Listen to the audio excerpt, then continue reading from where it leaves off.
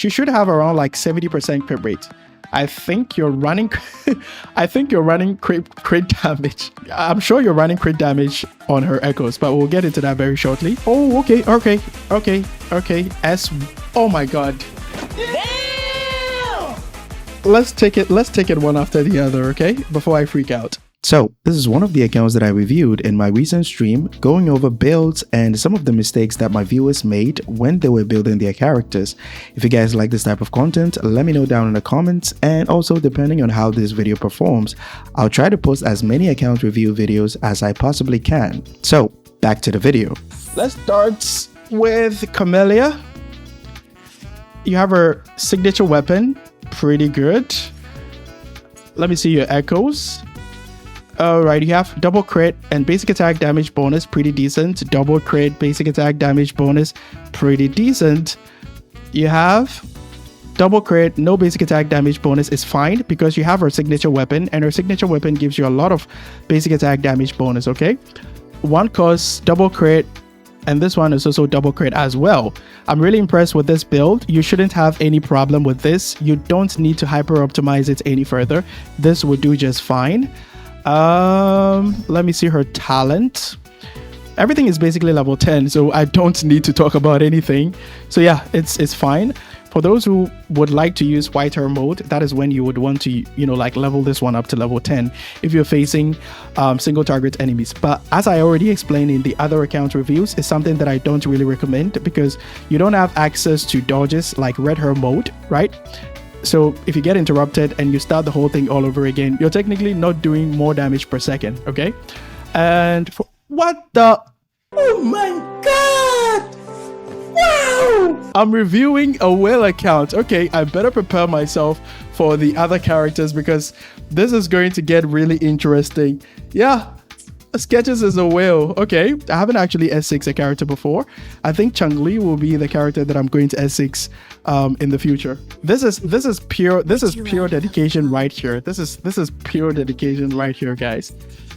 We have Roccia. Okay, you don't have a signature weapon, but you have Verity's Handle. The reason Verity's Handle is pretty decent is because the crit rates that you get from here is actually 2.3% more than what you get from Echoes, okay? Let me see her Echoes real quick. Wait, S6 Roccia? We'll get there. We're kind of like trying to build the anticipation, okay? We're trying to build the anticipation. Double crit on this one as well. And okay, crit rates without crit damage. This is fine. Double havoc damage bonus could kind of like boost your damage a little bit. By a little bit, it's not really significant, okay?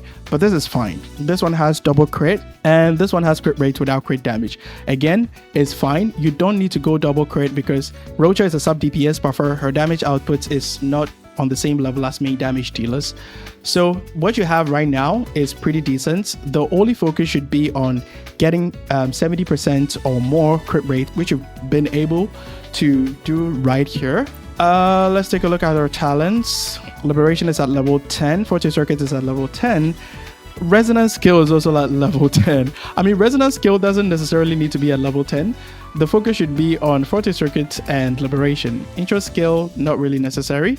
Normal attack is also not really necessary, okay? Oh, and he doesn't have S6 Roccia, so and yeah, Roccia is not a type of character that depends on, you know, like sequences to perform better. Having her at S0 is fine. Her main value comes from being able to amplify basic attack damage and 20% havoc damage amplification, okay? And also the attack buff that she can provide. Let's take a look at Shorekeeper.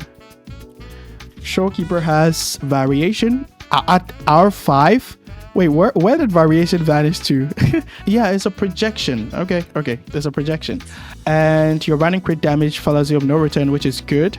Spectral damage bonus. Okay, I think for your energy region, you have 234. If we take into consideration the 10% that you get from fallacy of no return and the 10% that you can get from her passive, that means you've reached the 250%. Yeah, so your build is actually pretty optimal. So you're free to even run spectral damage bonus since you've been able to satisfy the energy region requirement, okay? So her intro skill will be able to kind of like do more damage. Energy region, HP, with crit rate, crit damage, and HP. So maybe in the future you can roll a different one cost to replace with this one, but focus on getting crit damage so that her intro skill discernment will be able to do more damage, since you have spectral damage bonus here as well. Okay, for her talents, liberation is at level 10, which provides more healing. Forte circuit is not really necessary, it just does damage, it doesn't heal. The skill heals, which is at level 10, so it's really good that you have it at level 10. And most importantly, the intro skill is at level 10, so discernment will be able to do more damage. Wow, okay, that's pretty decent.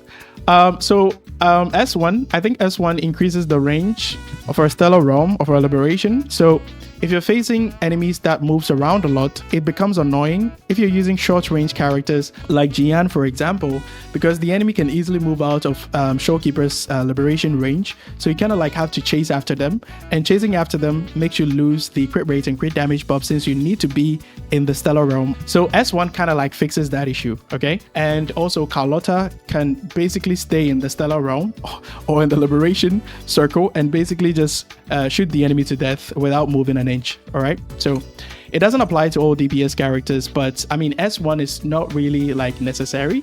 But the most important one is S2, which buffs all teammates attack by 40%. It also provides benefits for F2P players as well, because for free to play, you always be running less than ideal builds, like not having signature weapons and not having like best in slot sub DPS buffers, for example. If you have Shorekeeper's S2, which provides 40% attack, it kind of like helps you if you're free to play to be able to clear contents much easier and faster, okay? Yeah, so if you're free to play, S2 is something that you can target, so be sure to keep that in mind. Let's move on to Cartethyia. All right, you have 49k HP, which is really decent. You have her signature weapon. Let me see her echoes. All right, double crit. This is crit damage, crit rates, also double crit, double crit, double crit, and double crit as well. I have nothing to say about this build. It's flawless. Liberation is at level 10. Forte Circuit is also at level 10. And the normal attack is also at level 10. So yeah, you're good to go. Even intro skill is at level 10. So yeah, everything is fine. Wait, you have her at S2. Oh my god. Damn, I don't even know what S1 and S2 does. So your Cartethyia is fine. You don't need to worry about anything, basically. Shakona. There we go. But I doubt they can predict. So we have Woodland Aria. Wait, let me check her stats. Her crit rate is 78.8%, which is pretty decent, and her crit damage is 271 with 2.2k attack. All right, let's check her echoes. So you have a crit damage 4 curse because you're running a crit rate weapon, double crit, heavy attack damage. So her forte scales off heavy attack damage, so she'll be able to do more damage overall. For the sake of anybody else watching, if you're using static mace, for example, that is when you would want to kind of like go all in and then roll double crit in addition to heavy attack damage bonus, or maybe liberation damage bonus, since her liberation scales off liberation damage and her forte also scales off heavy attack damage. Okay, you're lacking some crit damage from here, so maybe this is something that you can fix in the future. This one needs double crit. Since you have a weapon, it makes sense for you to, you know, go all in and then try to, you know, build her to do as much damage as possible. So this one needs double crit. This one is already double crit. You can decide not to touch this and then just focus on rolling double crit, crit rate and crit damage on this one as well. Okay. For her talents, intro skill doesn't really matter. Resonance Liberation is at level 10 because it has a huge scaling, and it scales off liberation damage as well. So if you're able to get some liberation damage bonuses on your echo pieces, that should contribute to this one hitting much harder. And her Fortress Circuit is also at level 10. And the scaling is not that high, but one of her talents actually buffs heavy attack damage by 30%, which makes the Forte Circuits do more damage overall. Okay, so this one also needs to be at level 10. Resonance scale is not really necessary because the scaling is really terrible. S0. Okay, attack is at 2.5k. Crit rate 48%. You have her signature weapon, pretty decent. Spectral damage bonus and Capitanius in the main slots because Capitanius buffs heavy attack damage bonus, so you don't need to put Morning Aches in the main slot. Double crit, heavy attack damage bonus on Morning Aches, and also spectral damage bonus, double crit, The one cost is double crit, and the other one cost is also double crit. I have nothing to say about this build. When you use a special skill that applies Spectrofrazzle or Helical Amber on the enemy, you get the 20% that the Eternal Radiance set provides. So that will give you 68% crit rate. You're fine. Your Zani build is fine. Intro skill is at level 10. Wow, you guys have a lot of resources to lying around to spend building characters, right? Liberation is at level 10, Fortress Circuit at level 10, skill is also at level 10, and for normal attacks it's not really necessary. This one can be left at level 6. Sequences, okay. S1 gives her 50% spectral damage bonus. Zani is not a character that depends on S1 or any of her sequences to be able to fix her gameplay at S0, okay? So you don't need to, like hyper focus on getting sequences. You only need to go in for sequences if you really like her playstyle and you want her to be able to demolish any enemy that she comes across, okay? And resonance kill, heavy slash, nightfall can't be interrupted. This is huge, but it's a double-edged sword because you need a good healer on your team if you're going to be face tanking everything with nightfall, basically, okay? S2 crit rate is increased by 20%. The damage multiplier of targeted action and forcible riposte is increased by 80%. S2 has value because if you're running Pheobe, for example, Pheobe buffs Spectrofrazzle damage by 100%, okay? So basically, she'll be able to do more damage from the skills, the two special skills, if you have S2. Let's move on to Pheobe. You have her signature weapon. So you basically have every character's signature weapon in this game. Okay. Wait, let me check her stats. Crit rates at 41%. I'm sure she's running Moonlit. Okay. Yeah, this one needs to be changed. This one needs to be changed to crit rates. Don't you have any crit rate pieces? Oh yeah, you don't have any crit rate pieces. So this one needs to be changed to crit rate. But even if you don't change it, all right, Phoebe's damage in the confession state, since she's on Moonlit, that means she's buffing Zani, all right? And Phoebe's damage in the confession state is really terrible, especially at S0, and she's at S0. I recommend getting a crit rate focus right here, okay? But even if you don't, I mean, Phoebe's damage in the confession state is not that decent anyway. Wait, why is this energy regen? This shouldn't be energy regen. In the confession state, Phoebe's energy regeneration is really decent, like very, very decent. You don't need to run energy regen on Pheobe. You're running double energy regen on Pheobe right now, which is not recommended. So since you have a signature weapon, run double spectral damage bonus, or if you have like a decent attack 3 cost with double crit on it, you can use that one in addition to spectral damage bonus, okay?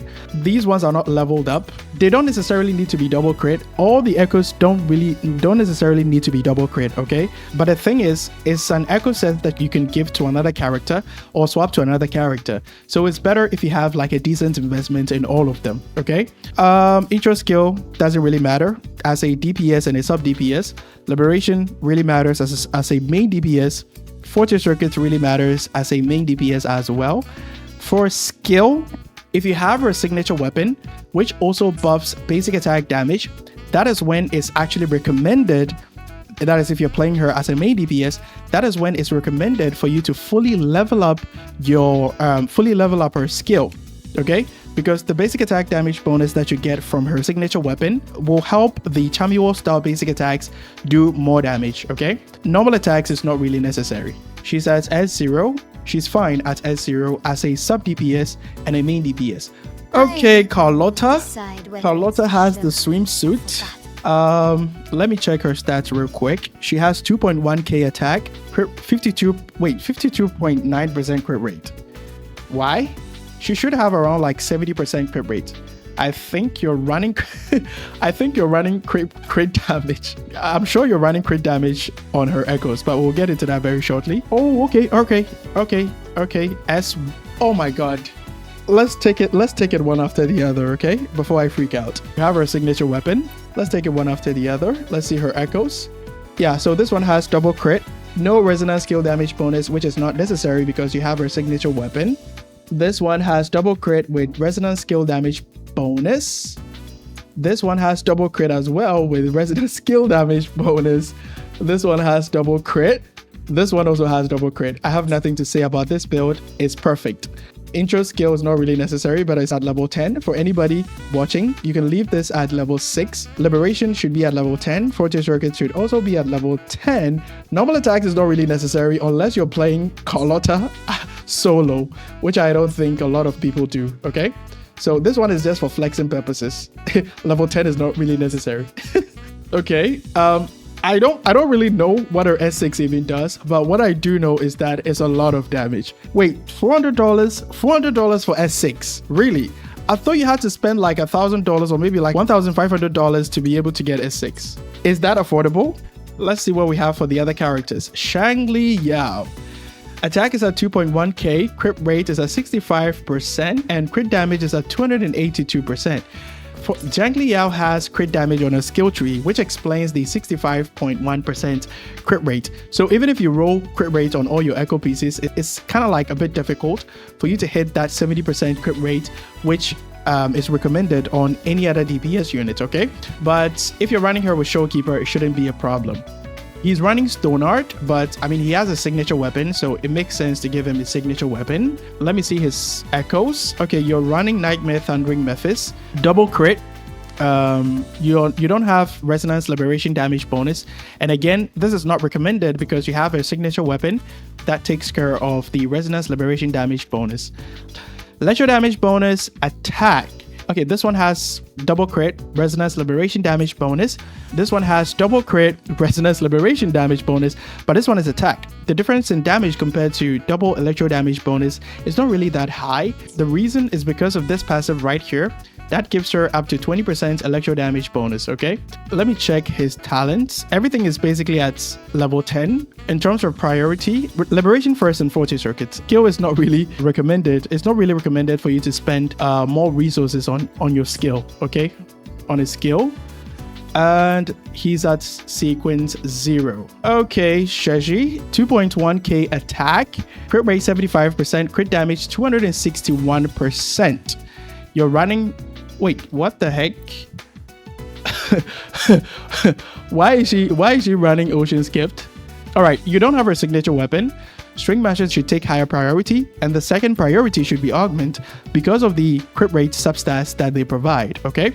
But the third priority should be Fusion Accretion. Let me see her Echo. She's running Empyrean Anthem, which is her best in slots Echo set. If you're going to be using String Master or even Augment at level 90, you can stick with this crit damage piece right here. And also Chop Chop is attack and glacier damage bonus. Her signature weapon gives her a lot of basic attack damage bonus, okay?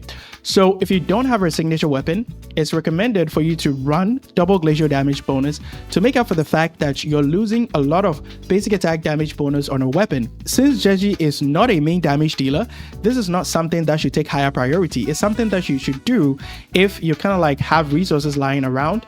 You don't really have to build any main damage dealer on your account, okay? The attack pieces also have double crit with basic attack damage bonus, and this one is also double crit as well, okay? And for her sequences, she's at sequence 0. Sequences are not really necessary. Jinhsi, one of my favorite characters in the game. Okay, let's see what we have here. 2.5k attack, crit rates at 79% without Shorekeeper. That is pretty decent. And 265 crit damage, okay? She's running her signature weapon, Aegis of Harvest. Let me see her echoes.